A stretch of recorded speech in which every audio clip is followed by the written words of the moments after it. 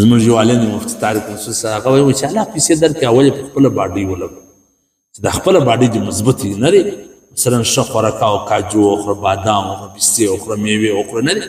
د مسکین هغې هم په ګرمه میاشته کې کور ته میوه نه راوړي دی هم نه راوړي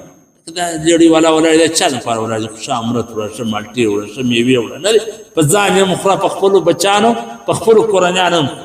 شیدې وله راوړه کوچې وله راوړه تا دا ګوره د دې حساب الله ستا سره نه کړي پر دا خپل کور باندې لګول دا هم صدقه پر خپل ځان باندې وخوره ښه خوراکه وکړه ښه غوښ ته د پسه د غوښ وس لرې ته د غویې د څه کوې ته د چرګ د څه کوې چې څونه ته کوم شی وس لرې باید هغسې استعمال خپله باډۍ جوړ دویم مفتي صاحب وایي ښه کور جوړ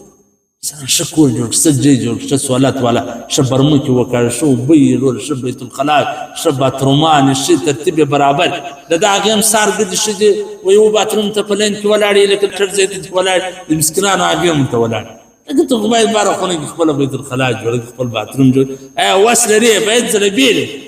د نارینه هم که د سهار وختي کوټې له روان په هره خونه کې باید ته دا پیسې لرې پر دا خپل ځان باندې ولګه